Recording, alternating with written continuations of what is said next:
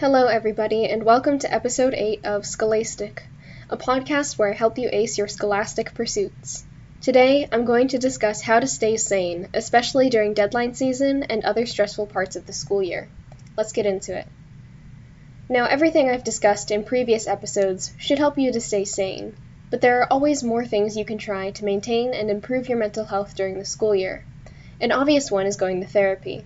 Sometimes all we need is a place to vent and process our thoughts and feelings without judgment, and therapy can be a great way to do that. Supportive family and friends who are able and willing to show up for you can also be a great option if you're not ready for therapy just yet. A boundary that I set for myself when it came to college was always dressing up, even if classes were only via Zoom. My reason being that I feel and perform better when I'm dressed up nicely. Dressing up nicely puts me in the mindset of, my work is important. I need to show up and get things done.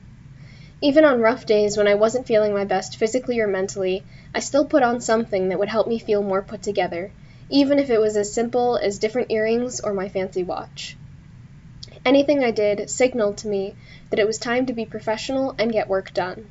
It put me in the right mindset and helped me succeed, even when I was struggling and at my worst.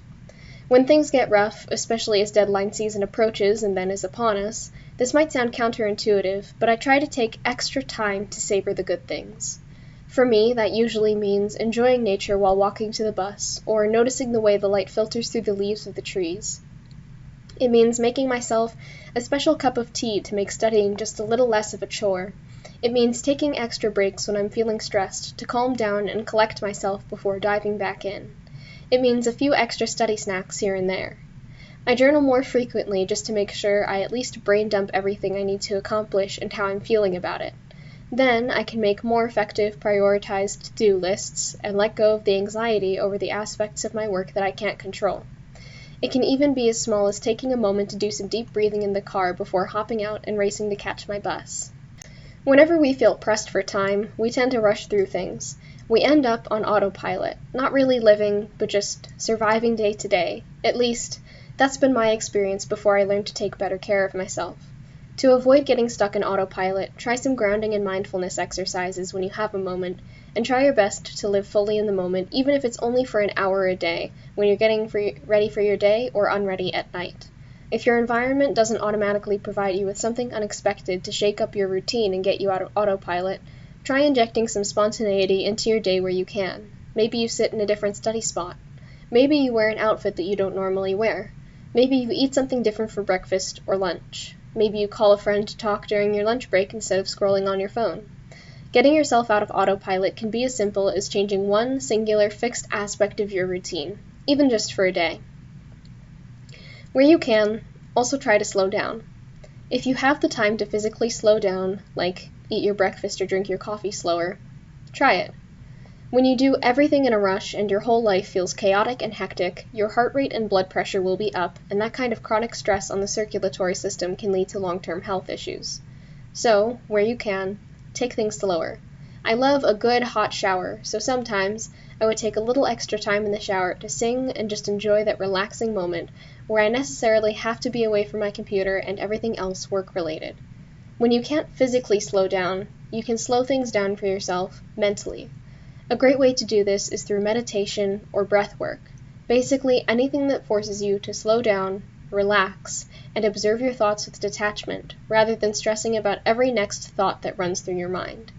Even just 5 minutes of enforced, quiet meditation time to observe your thoughts and be present can help. If you're like I was a few years ago, you might be thinking to yourself, this is ridiculous. You really think that I'm going to spend extra time taking care of myself during deadline season? You're crazy. I used to think that too. I thought the best way to get through deadline season was to ignore my needs as much as possible and power through the work.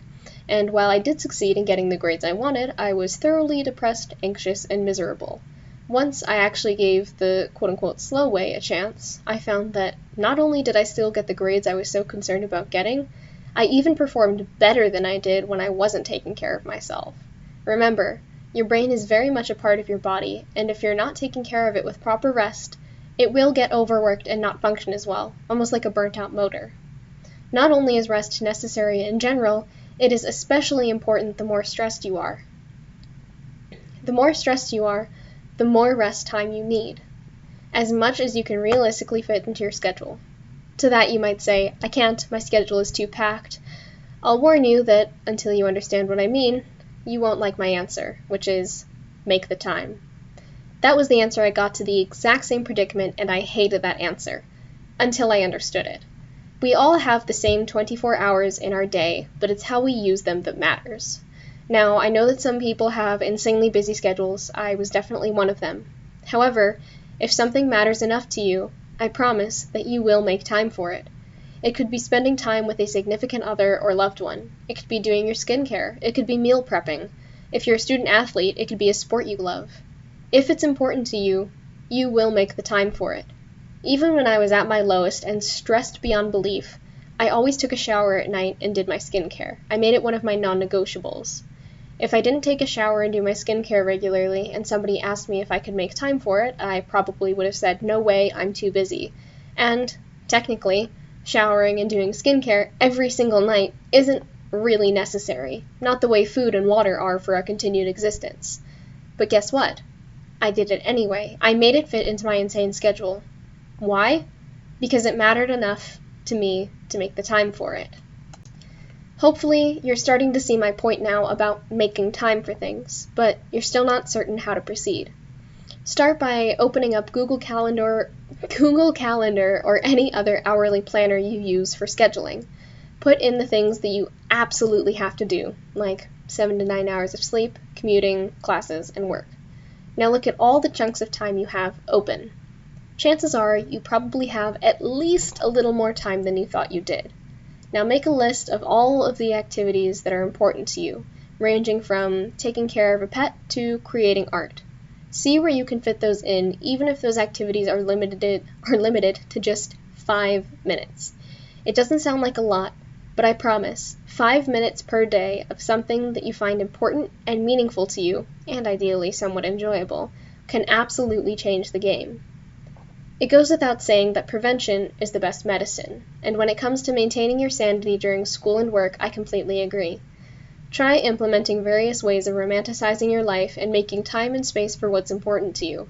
Stay connected to family and friends. Don't let your relationships fall to the wayside just because things get busy, because they really don't have to. Study smarter, not harder. Figure out the ways that work best for you to get your work done efficiently. Maybe some of the advice in the previous episodes of my podcast can help you with that.